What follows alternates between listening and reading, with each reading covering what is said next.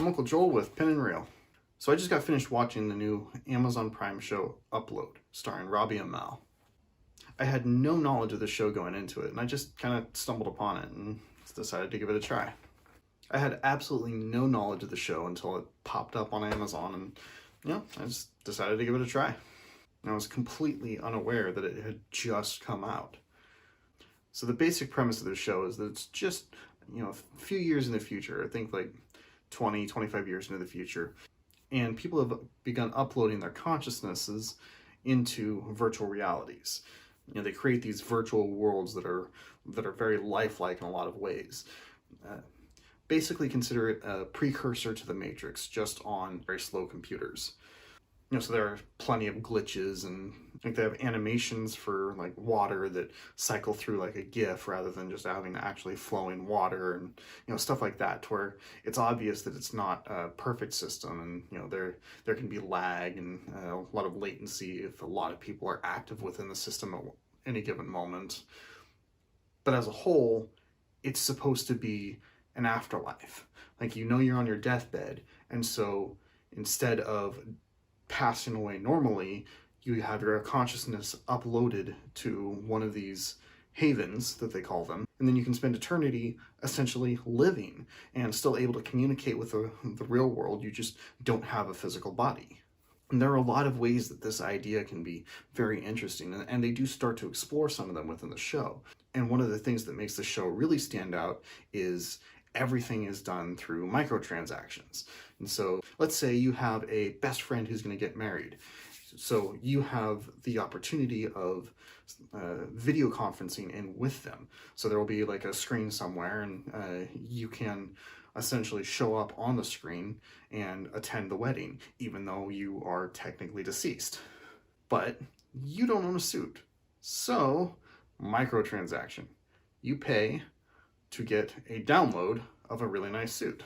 And of course, there are different packages. So like one package might have, ready access to really nice meals, and another package might grant you like a wide variety of different experiences. But every package is unique and every scenario is unique. But unfortunately, the zones for you to exist in are fairly small. So like you might have a hotel and a small surrounding area, but you can't travel per se. Your entire eternity, your existence is relegated to just this pre-rendered zone, which could get updates and upgrades, but for the most part, you're looking at eternity relegated to a very confined space. So yeah, there are a lot of things that you could do with this, and I think a lot of interesting possibilities. So that's the setting for the show. But the plot is where the main character winds up dying in an accident that should not take place. He's in a self-driving car, which at this point are perfected so that there are never accidents, and he winds up in a scenario where the car is contradicting what he's witnessing in real life, and he cannot get the car to veer off path, and the car winds up crashing into a parked vehicle. The main character winds up on his deathbed in the process. But while he's on his deathbed, his girlfriend comes in and wants him to sign away his life so that rather than potentially dying, she can upload him and thus keep him alive in a sense by having his consciousness with her forever. She's wealthy, he's not. But this runs into a significant conundrum. She essentially owns him in the afterlife. So the show kind of like explores like his difficulties in this relationship that he's not really happy in, and how does your existence work if you don't want to be with the person who owns your consciousness, and they can essentially delete your information whenever they want to, and stop paying for the rights for you to exist within this digital culture. And so yeah, the show is very interesting. It has a great concept, a great setup, and it has the potential to explore a lot of complicated issues. And it does start to do so. But then the problem comes in with the presentation. So the show is a drama more than anything. It's kind of a mystery drama. but it's also very quirky, and like, you know, you have characters who have existed, uploaded for a while and are not aging, and they're wrestling with that, and you've got glitches within the system, and you've got some characters that are just frankly odd.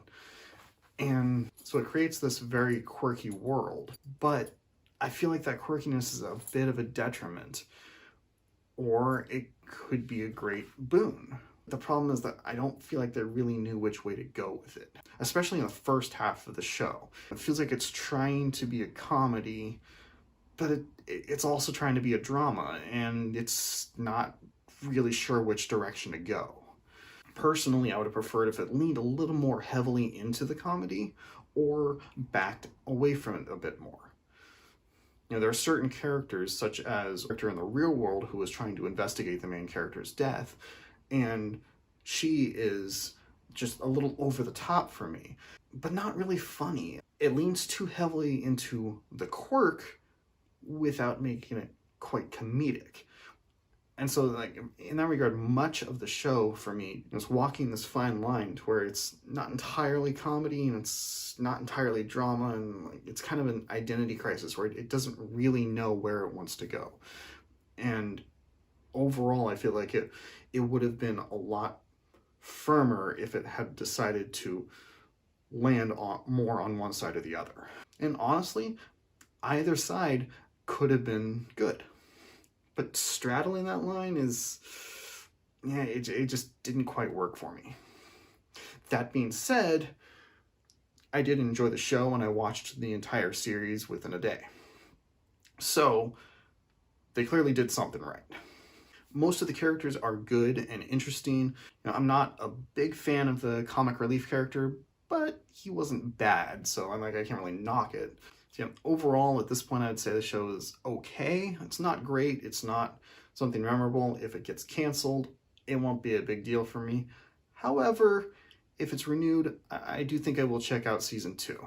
I am hopeful that it improves, and I'm hoping that they get a little bit more of a firm grasp on how comedic they want it to be, and, you know, maybe take that quirkiness and make it a bit more of the show's identity, more concretely, as opposed to just accenting what's already there.